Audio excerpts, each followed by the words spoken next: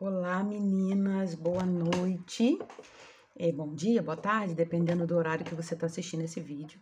Hoje a gente vai falar sobre a história de Ana, uma mulher incrível, extremamente inspiradora na Bíblia, que tem muito a nos ensinar, tem muito a nos agregar. E estudar a história de Ana é empolgante, porque a gente consegue tirar princípios e coisas muito lindas da história dela. A história de Ana está lá em 1 Samuel, capítulo 1. Né, o texto, né, que a gente vai trabalhar hoje é 1 Samuel, capítulo 1. Havia certo homem de Ramataim, sufita, dos montes de Efraim, chamado Eucana, filho de Jeroão, neto de Eliú e bisneto de Tou, filho do Eframita Sufi. Ele tinha duas mulheres, uma se chamava Ana e outra Penina. Penina tinha filhos, Ana, porém, não os tinha. É interessante a gente ver aqui porque Ana ela era estéril, né? E possivelmente Eucana se casou com Penina pela necessidade da descendência, porque naquela época um homem sem descendência era um homem desmoralizado e sem prestígio, né? Então a gente tem alguns casos, né? Na Bíblia que a gente vê, o caso da própria Sara, né? De mulheres estéreis e os maridos tomarem para si outras esposas. E olhando aqui, era uma prática dessa família, né? Eles subirem para poder ir fazer adoração ao Senhor, tá? Então, todos os anos, eles subiam, né, para a cidade de Siló para adorar o Senhor. Eucana, ele oferecia sacrifícios, ele dava porções à sua mulher Penina e a todos os filhos e filhas dela, mas a Ana dava uma porção dupla porque a amava, apesar de o Senhor tê-la deixado estéril. E porque o Senhor a tinha deixado estéril, sua rival a provocava continuamente, a fim de irritá-la. Isso acontecia ano após ano. Sempre que Ana subia à casa do Senhor, sua rival a provocava, e ela chorava e não comia. Eucana, seu marido, lhe perguntava: Ana, por que você está chorando? Por que não come? Por que está triste? Será que eu não sou melhor para você do que 10 filhos? Certa vez, quando terminou de comer e beber em Siló, estando o sacerdote Eli sentado numa cadeira, junto à entrada do santuário do Senhor, Ana se levantou e, com a alma amargurada, chorou muito e orou ao Senhor. E fez um voto dizendo: Ó Senhor dos exércitos, se tu deres atenção à humilhação de tua serva, te lembrares de mim, não te esqueceres da tua serva, mas lhe deres um filho, então eu dedicarei ao Senhor por todos os dias de sua vida. E o seu cabelo e a sua barba nunca serão cortados. Enquanto ela continuava a orar diante do Senhor, Eli observava sua boca. Como Ana orava silenciosamente, seus lábios se mexiam, mas não se ouvia sua voz. Então ele pensou que ela estivesse embriagada e lhe disse: Até quando você continuará embriagada? Abandone o vinho. Ana respondeu: Não se trata disso, meu senhor. Sou uma mulher muito angustiada. Não bebi vinho nem bebida fermentada. Eu estava derramando minha alma diante do Senhor. Não julgues tua serva, uma mulher vadia. Estou orando aqui até agora por causa da minha grande angústia e tristeza. Ele respondeu: Vá em paz e que o Deus de Israel conceda a você o que pediu. Ela disse: Espero que sejas benevolente com a sua serva. Então ela seguiu seu caminho, comeu e seu rosto já não estava mais abatido. Na manhã seguinte, eles levantaram e adoraram o Senhor, então voltaram para casa em Ramá. Eucana teve relações com sua mulher Ana, e o Senhor se lembrou dela. Assim Ana engravidou, e no devido tempo deu à luz a um menino, e deu-lhe o nome Samuel, dizendo: Eu o pedi ao Senhor. É muito lindo, e assim, o que mais eu aprendo na história de Ana é a questão da fé dela, e não só da fé dela, mas da perseverança dela, de confiar ao Senhor as suas petições, né? O motivo, e é muito legal porque a gente vê que eles estavam, né, o movimento, né, do templo, né, os problemas com os filhos de Eli, a omissão de Eli, a depravação dos seus filhos, né, estava tudo muito corrompido no movimento, né, ali no meio dos sacerdotes, né, e Ana chega ali, e mesmo assim ela chega lá no templo, ela vai orar e ela vai colocar diante do Senhor a sua petição, e a primeira coisa que me chama muito a atenção é que Ana, ela escolheu clamar ao Senhor por um motivo pessoal. Sim, ela queria ter filho, ela não queria mais ser estéril. Mas a petição de Ana não abençoou só ela e sua família. A petição de Ana abençoou todo aquele povo, todo Israel foi abençoado pelo clamor de Ana. Mas por quê, Carla? Porque a gente tem ali, né? Não vou conseguir falar agora, vai ficar muito longo, né? A perda da Arca da Aliança, né? Que é o Icabod, né? Que fala e foi-se a glória do Senhor, e tem tudo isso. Só que quando chega Samuel, ele foi um homem incrível. O presente que Deus deu a Ana, que foi Samuel, ele foi o último juiz, tá? Ele foi o sacerdote que inaugurou a linhagem real verdadeira, né, de Israel. Então, ele foi extremamente importante para esse renovo ali do ambiente sacerdotal, dos homens de Deus, né, que a gente estava vendo ali de uma geração meio corrompida, né, de Eli e seus filhos.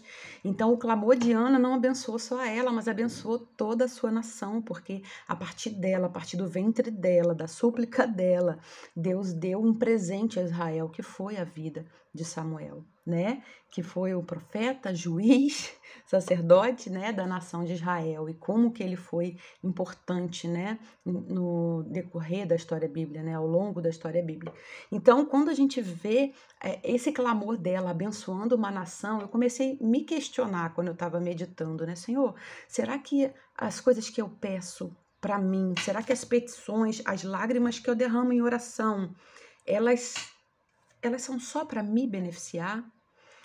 Quais são as batalhas, as guerras que eu tenho enfrentado? Quais são as lutas que eu tenho travado? Quais são os clamores que eu tenho erguido? Será que eles são só para me abençoar? Ou será que eles vão influenciar a vida de pessoas? Será que eles vão mudar a vida de pessoas? Será que eles vão contribuir para o crescimento das pessoas? Eu não vou dizer para você e forçar o texto dizendo que a Ana só pensava nisso. Não, ela queria a maternidade, ela queria gerar filhos, porque naquela época era bênção poder gerar filhos, poder dar continuidade à sua geração. Isso era incrível, mas a gente consegue ver no texto que não era só isso, porque Ana vira para Deus e fala: Senhor, se tu me deres, eu consagrarei ele ao Senhor. E foi o que ela fez, ela desmamou a criança e entregou para ser consagrado ao Senhor. Então, assim, o motivo do coração de Ana não era só algo egoísta, algo só pessoal. Ela clamava ao Senhor, sim, porque ela queria, mas aquele clamor, ela também queria entregar ao Senhor, ela também queria retribuir ao Senhor pelaquela resposta que Deus estava dando a ela. Então, assim, Ana, para mim, assim, eu fico imaginando a dor do coração de Ana quando ela ali, por volta de 3 anos, né, que as mulheres na época elas amamentavam até por volta de 3 anos, ela entregar aquele menino não novinho, tão pequeno. Eu tenho uma filha de 2 anos, eu fico imaginando, imagina que se eu tivesse deixá-la na igreja com o pastor para poder servir ao Senhor no templo, nossa, aquilo para mim... eu fico imaginando o peso, né, que também devia ter no coração de Ana ao fazer isso, mas ela sabia que ela tinha devotado ao Senhor. E você não vê no texto ela amargurada por isso, ela, muito pelo contrário, chegou um momento, ela foi lá e consagrou o menino ao Senhor, conforme ela havia prometido. Ela cumpriu o seu voto. Outro ponto que me chama muita atenção da história de Ana e que eu acho muito, muito inspirador é que ela tinha esterilidade. Ela tinha problemas familiares. Apesar dela ter o amor do marido, apesar dela ter ali um marido apaixonado, que fazia tudo por ela, e ele fala: Ana, será que eu não sou para você melhor do que 10 filhos? Ou seja, eu te amo, eu te dou tudo, eu dou porção dobrada para você quando a gente vem fazer sacrifícios em Siló, eu te amo muito. Ela tinha o amor, lógico que ela tinha o amor do marido, mas ela tinha questões que eram questões duras, né? As provocações de Penina, a sua própria esterilidade, que já era motivo para deixar ela muito, muito, muito, muito, muito ruim, muito mal. Mas sabe o que me chama atenção? É que mesmo ela tendo esses problemas, ela escolheu levá-los ao Senhor. Hoje eu coloquei um louvor lá no grupo e o louvor falava, né, que eu vou falar para Deus, eu vou contar tudo para Deus. Ela escolheu isso. Ela escolheu no momento da angústia, no momento do sofrimento. Não foi ficar debatendo com Penina, não foi sair murmurando para as pessoas, mas ela foi a quem poderia ajudá-la, que foi o Senhor. Então ela chega no templo e ela vai levar suas petições ao Senhor. Quantas vezes a gente tem a oportunidade de levar as nossas petições ao Senhor, entregar as nossas petições ao Senhor, as nossas dores, as nossas amarguras, mas a gente prefere ficar contando para todo mundo, espalhando para todo mundo, em vez de ajoelhar e falar com o Senhor. Ana fez isso. Ela estava sofrendo, estava doendo, mas ela foi a quem poderia trazer bálsamo à dor dela. Ela poderia sair contando para todo mundo, falando para todo mundo e murmurando para tudo quanto é canto, mas ela escolheu fazer o que é correto, que é levar tudo diante do Senhor. Ela escolheu pegar o peso da sua dor e entregar ao Senhor. A dor de Ana não a afastou do Senhor, muito pelo contrário, a dor de Ana aproximou o coração dela ao coração do Senhor. Será que na nossa vida a gente tem feito isso? Será que as nossas dores, ao invés de nos afastar do Senhor, elas têm nos aproximado? Será que a gente tem entendido mesmo que as nossas lutas, as nossas guerras, a gente vai ganhar através da oração, não é através da murmuração, não é através das reclamações, é através do nosso joelho dobrado, consagrado ali ao Senhor. E Ana nos ensina isso, a necessidade da gente entregar as nossas súplicas, as nossas amarguras, as nossas dores a quem tem condições de resolver. E é muito legal, né? E eu acho muito interessante quando Ana, né, o sacerdote, ele tem toda essa má impressão da Ana, até porque ele já vinha vendo os seus filhos fazendo muitas coisas erradas no templo, e os filhos agiam de forma realmente imoral no templo. Então, para ele achar que tinha ali uma mulher qualquer, uma bêbada ou qualquer coisa que seja, era fácil, porque os filhos dele já tinham essa prática praticamente no templo, né? Então, quando o profeta chega até ela, e o sacerdote chega até ela, e ele vai falar com ela e indagar ela, e depois ele vê o equívoco que ele fez, o erro que ele cometeu, ele vira para ela e ele fala assim, ó, ele respondeu, vá em paz e que o Deus de Israel conceda a você o que pediu. E aí olha só que impressionante. Ela disse, espero que sejas benevolente com a tua serva. Então ela saiu seu caminho, comeu e seu rosto já não estava mais abatido. Sabe o que isso ensina pra gente? Que ela pegou todo o peso do sofrimento que ela estava passando, toda a amargura, toda a angústia e colocou nas costas de Deus. Sabe como? Senhor, essa é a minha dor, esse é meu sofrimento. O Senhor o Senhor vai cuidar de mim. Toma aqui, ó. E o rosto dela sai o quê? Diferente. O rosto já não sai mais abatido, porque ela entregou o problema dela a quem poderia resolver. Então, que a gente traga isso para a nossa vida, que isso seja de fato um diferencial, que as pessoas olhem para a gente e falem assim, poxa, a Carla está passando problema, mas ela entrega e confia no Senhor. Ela confia que o Senhor vai resolver e por isso ela entende que precisa colocar isso diante do Senhor.